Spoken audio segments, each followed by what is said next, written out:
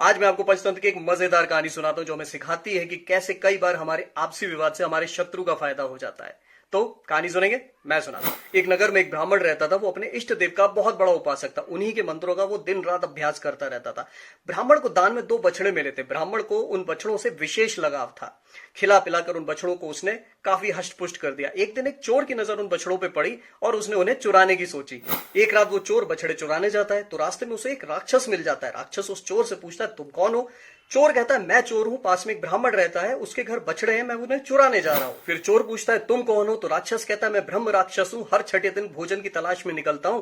तुमने अच्छा बताया, जिस ब्राह्मण के घर तुम चोरी करने जा रहे हो मैं भी उसी ब्राह्मण को खा लूंगा। चोर खुशी खुशी सहमत हो जाता है और दोनों साथ में चले जाते हैं। ब्राह्मण को सोता देख के राक्षस उसे खाने जाता है तो चोर राक्षस को रोक देता और कहता है कि रुक जाओ, पहले मैं बछड़े चुरा लूं, ऐसा ना हो कि तुम्हारे काम में कुछ गड़बड़ हो जाए तो मैं बछड़े भी नहीं चुरा पाऊंगा। राक्षस कहता है, ये तो मेरे साथ भी है, तुम बछड़े लेने अगर पहले गए तो उनका शोर सुनकर ब्राह्मण जाग जाएगा और मैं उसे खा नहीं पाऊंगा।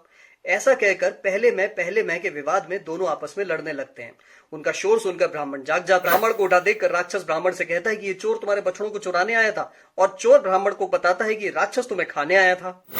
ऐसा सुनकर ब्राह्मण देव ने सबसे पहले अपने इष्ट देव के मंत्रों को पढ़कर राक्षस को भगाया और फिर लाठी से मार मारकर चोर को।